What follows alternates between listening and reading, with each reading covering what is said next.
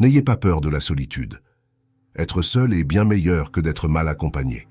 Chaque personne, objet ou situation dans nos vies véhicule une certaine énergie. Et toute cette énergie ne nous sert pas toujours de manière positive. Apprendre à se détacher, c'est comprendre que s'accrocher au passé entrave l'arrivée du nouveau. Imaginez faire de la place dans votre vie comme nettoyer une maison pleine d'objets anciens, permettant à la lumière et à l'air frais d'entrer.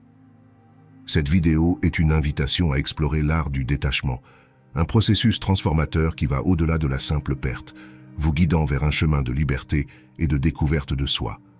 Car se détacher ne consiste pas seulement à laisser partir ce qui ne sert plus, mais c'est plutôt un acte de renouvellement profond. Ici, nous explorerons des moyens efficaces et intelligents de libérer ce qui ne nous sert plus, créant ainsi de l'espace pour de nouvelles expériences, relations et opportunités. Cette vidéo est destinée à ceux qui portent le fardeau de l'excès émotionnel, à ceux qui aspirent à la clarté, à la paix et à un sentiment de but renouvelé. Découvrons comment couper les liens qui nous attachent au passé et embrasser la liberté qui vient avec le détachement. Soyez forts et regardez jusqu'au bout, car tous les éléments sont importants. Avant de commencer, n'oubliez pas de vous abonner à la chaîne et d'appuyer sur le bouton j'aime. Cela nous aide beaucoup et ne vous coûte rien. Allons-y. 1. Prenez du temps pour vous. Prendre du temps pour soi peut être une stratégie efficace pour se détacher des personnes, des situations ou des choses qui ne contribuent plus à votre bien-être.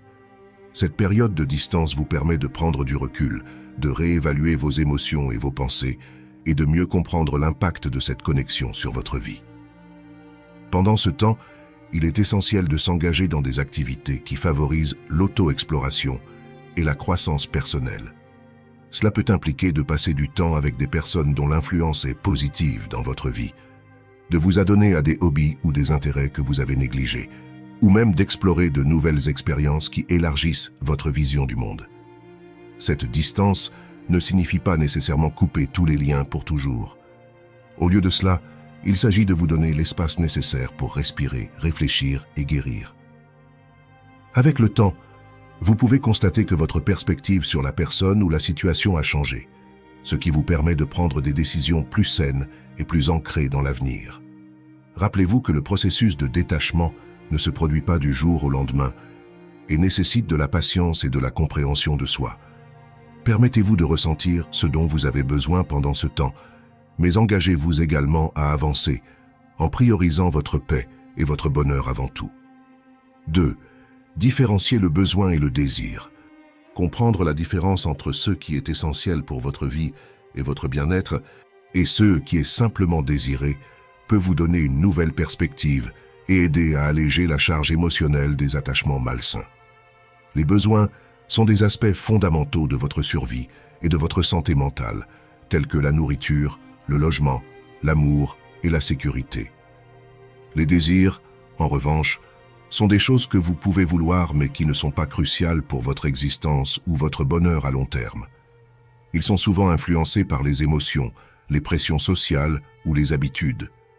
Pour commencer à distinguer entre les besoins et les désirs, prenez le temps de mener une analyse honnête de votre vie.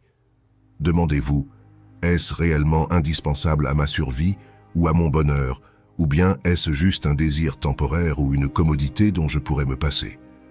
En répondant à ces questions, vous pouvez commencer à identifier les domaines de votre vie où les désirs peuvent se faire passer pour des besoins, créant ainsi des attachements inutiles.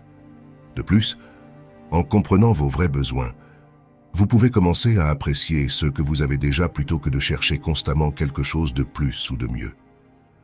Cela ne signifie pas que vous devez nier tous vos désirs, mais plutôt reconnaître et accepter qu'ils ne sont pas essentiels à votre épanouissement.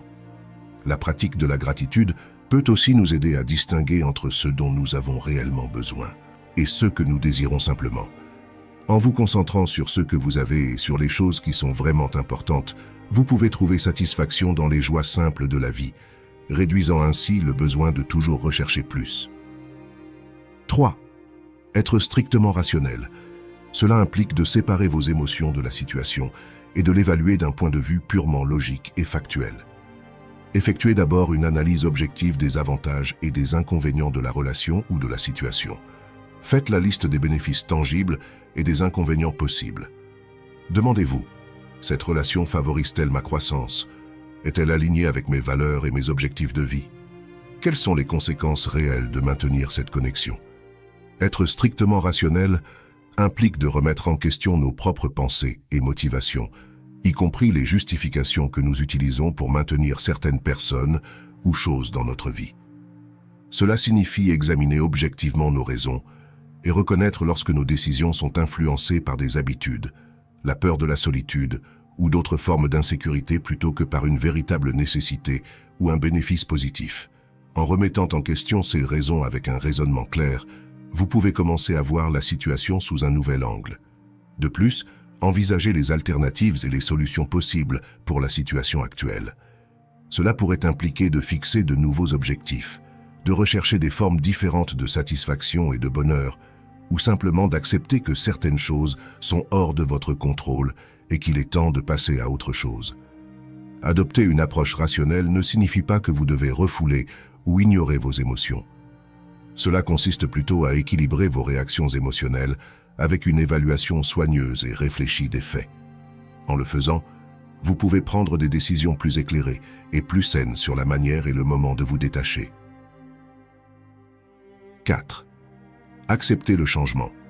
Adopter une attitude d'acceptation envers le changement est essentiel pour le processus de détachement.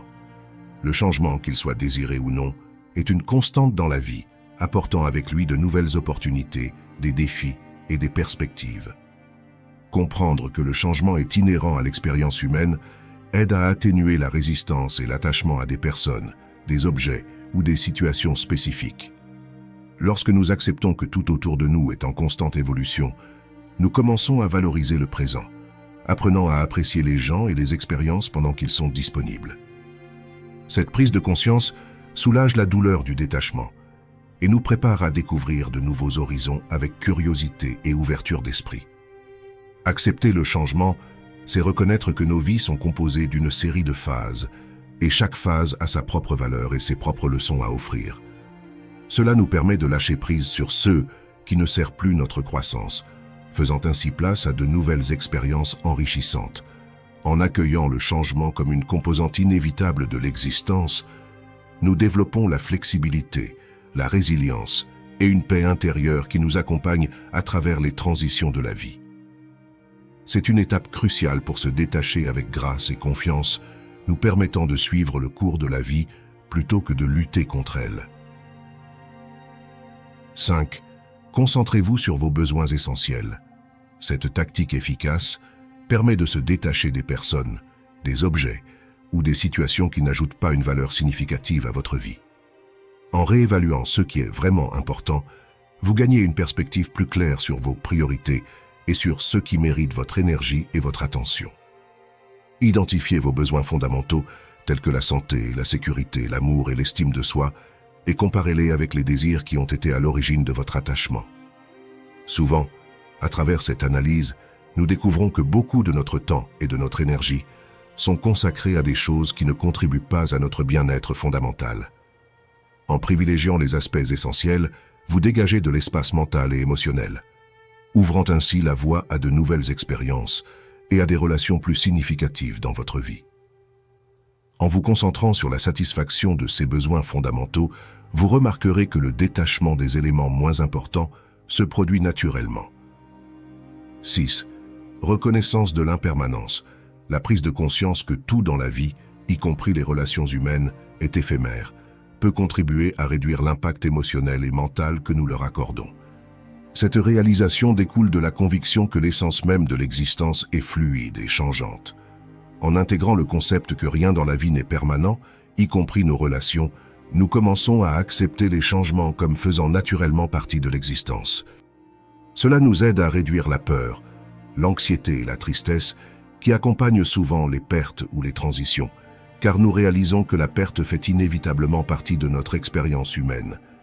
De plus, cette perspective nous encourage à apprécier davantage le présent, en valorisant les personnes, les moments et les choses tant qu'elles sont à nos côtés, sans nous y attacher excessivement.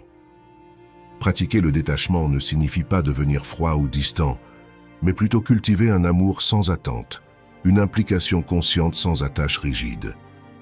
En méditant sur l'impermanence, nous pouvons également développer un sentiment de gratitude et d'acceptation envers la vie telle qu'elle est, plutôt qu'en désirant qu'elle soit différente. En reconnaissant que tout est éphémère, nous apprenons progressivement à relâcher notre attachement excessif et à accueillir le flux de la vie avec plus de sérénité. 7. Recherche de nouvelles expériences. La familiarité peut être confortable, mais elle peut aussi vous maintenir dans des schémas de comportement et des relations qui ne contribuent plus à votre croissance personnelle. En cherchant de nouveaux intérêts, activités et interactions sociales, vous introduisez de la diversité et de la fraîcheur dans votre vie, ce qui peut diminuer l'importance de ce qui était précédemment familier et réduire l'attachement. Cette recherche peut prendre de nombreuses formes, que ce soit l'apprentissage d'une nouvelle compétence, le voyage vers des endroits inconnus ou l'implication dans différents types de communautés ou de groupes sociaux. Chaque nouvelle expérience est une occasion de découvrir des parties inconnues de vous-même et de mieux comprendre ce qui apporte réellement sens et satisfaction à votre vie. De plus, en vous exposant à de nouveaux environnements et à de nouvelles personnes, vous acquérez de nouvelles perspectives et idées qui peuvent vous aider à réévaluer et à changer votre point de vue sur les situations et les relations précédentes. Cela facilite non seulement le processus de détachement, mais enrichit également votre expérience de vie, vous rendant plus résilient et adaptable aux changements futurs. 8. Identification des attachements malsains. Pour se détacher des personnes, il est crucial d'identifier les attachements qui sont néfastes pour votre bien-être. Cette identification nécessite une observation attentive et honnête de vos interactions quotidiennes, de vos sentiments et de vos réactions face aux différents aspects de votre vie. Demandez-vous ceux ou qui consomment négativement votre énergie. Y a-t-il des situations ou des objets qui provoquent des sentiments de malaise, de tristesse ou d'anxiété sans raison apparente? Une fois que vous avez identifié ces attachements malsains, évaluez leur impact sur votre vie. Envisagez comment votre qualité de vie pourrait s'améliorer si vous réduisiez ou éliminiez ces influences. Ce processus peut impliquer de remettre en question d'anciennes croyances, des schémas de comportement et des attentes qui pourraient ne plus être pertinentes ou bénéfiques. Ensuite, élaborez un plan d'action pour mettre en œuvre les changements nécessaires. Cela peut inclure l'établissement de limites saines, la communication claire de vos besoins, voire même la rupture de liens si nécessaire. Cela peut également signifier changer votre environnement, vous débarrasser d'objets matériels qui évoquent des souvenirs négatifs ou vous engager dans de nouveaux passe-temps et activités qui correspondent mieux à vos valeurs actuelles. 9. Fixez des limites à vos désirs. Cette approche aide à reconnaître et à accepter que tout, ce que nous voulons ou désirons posséder, n'est pas forcément à notre portée. C'est une réalité commune à tous, mais cela devient problématique lorsque nous devenons les otages de nos désirs, nous concentrant uniquement sur ceux que nous ne pouvons pas avoir, ce qui peut entraîner des sentiments de frustration, d'insatisfaction et de dévalorisation. Commencez par réfléchir à la différence entre désir et besoin.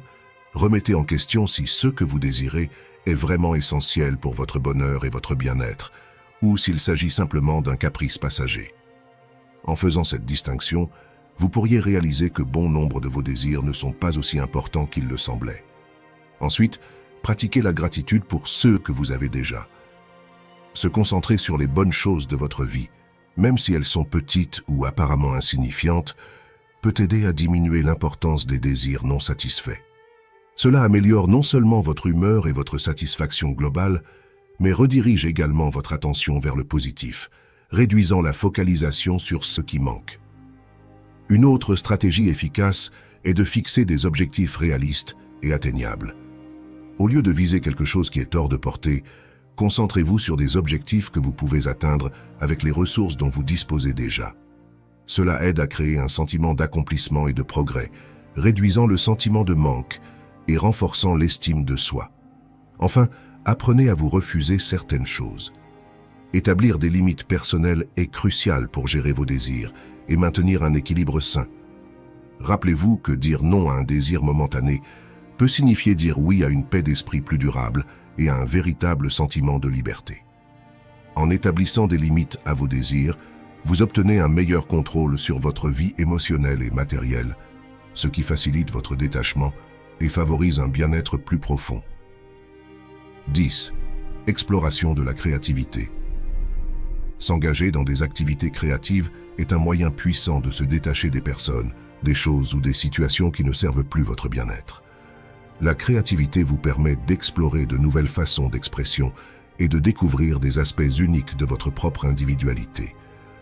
En vous concentrant sur la création, vous vous éloignez des préoccupations quotidiennes et des attachements, redirigeant votre énergie vers quelque chose de constructif et personnellement significatif.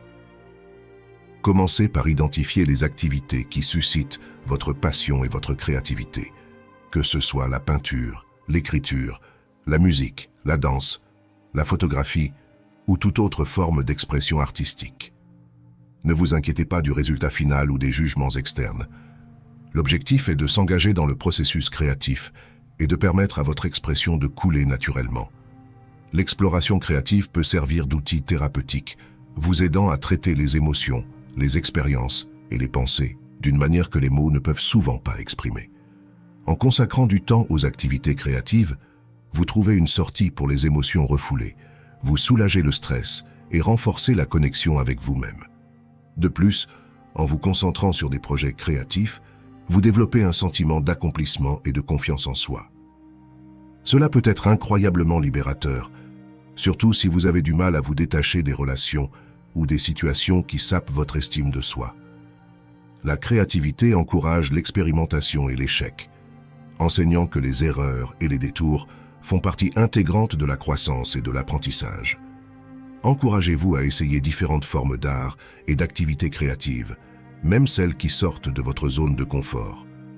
Cela non seulement élargit votre répertoire créatif, mais peut également révéler de nouveaux intérêts et passions, contribuant encore davantage à votre processus de détachement. 11. Aimer et accepter les faits.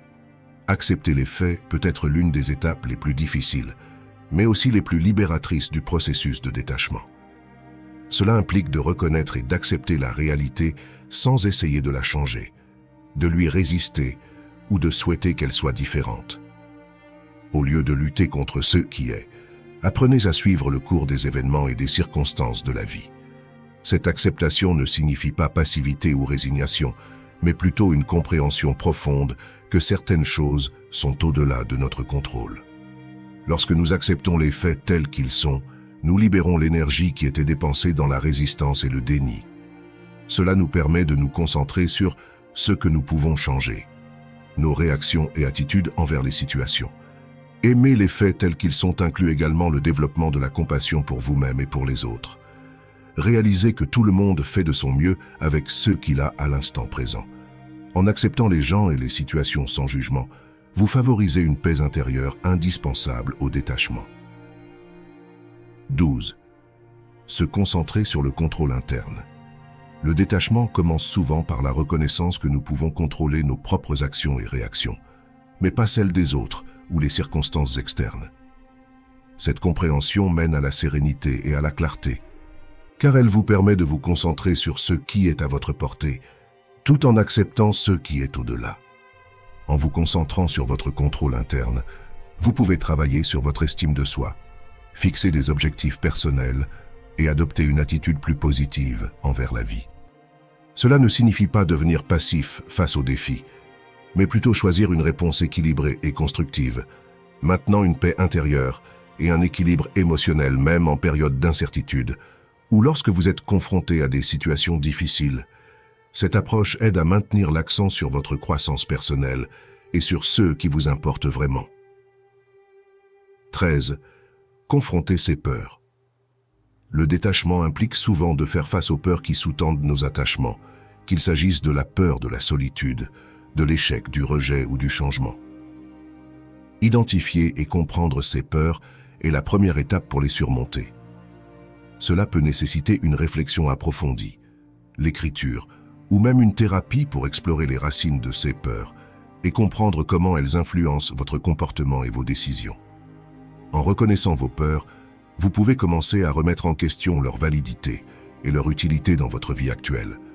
De nombreuses peurs sont basées sur des expériences passées ou des croyances limitantes qui ne sont plus pertinentes ou vraies. Les affronter vous permet de réévaluer vos perceptions et de faire place à de nouvelles expériences et compréhensions. De plus, affronter vos peurs nécessite du courage et de l'action. Cela peut impliquer de vous placer dans des situations que vous évitez généralement, de pratiquer l'affirmation de soi face à l'insécurité, ou simplement de vous permettre de ressentir un malaise sans chercher à l'éviter. Chaque étape vers la confrontation de vos peurs contribue à votre force et à votre résilience. En travaillant sur vos peurs, vous découvrez que de nombreux attachements sont des moyens d'éviter de faire face à ces insécurités. En libérant ces peurs, vous devenez plus apte à vous détacher des personnes, des choses ou des situations qui ne contribuent plus à votre croissance ou à votre bonheur. Cela facilite non seulement le détachement, mais favorise également une plus grande liberté et authenticité dans votre vie. 14. Développer la résilience face aux adversités. La résilience est la capacité à se relever des épreuves ou de l'adversité, un élément crucial du processus de détachement. Apprendre à être résilient non seulement aide à faire face aux défis actuels, mais aussi vous prépare pour les difficultés futures. Cela implique de reconnaître que les défis font partie intégrante de la vie et qu'il est possible de les surmonter et d'en tirer des leçons. Pour développer la résilience, pratiquez l'acceptation des situations telles qu'elles se présentent sans les juger immédiatement comme négatives ou insurmontables. Renforcez votre réseau de soutien en communiquant avec des amis ou des membres de la famille de confiance. Cultivez un état d'esprit positif en vous concentrant sur les leçons apprises plutôt que de vous attarder sur les sentiments d'échec ou de découragement. De plus, fixez-vous des objectifs réalistes et célébrez les petites réussites, car elles sont des étapes importantes sur le chemin de la récupération. En développant votre résilience, vous devenez plus adaptable et capable de faire face à l'adversité sans vous accrocher excessivement aux personnes, aux choses ou aux situations qui ne contribuent plus à votre croissance ou à votre bien-être. 15. Cultivez des relations saines. Investir dans des relations qui favorisent la croissance mutuelle consiste à vous entourer de personnes qui soutiennent vos objectifs, respectent vos limites et encouragent votre bien-être. Cela ne signifie pas seulement chercher de nouvelles amitiés ou des partenariats, mais aussi évaluer et, si nécessaire, remodeler les relations existantes. Les relations saines sont caractérisées par une communication ouverte, un respect mutuel et un échange équilibré de soutien.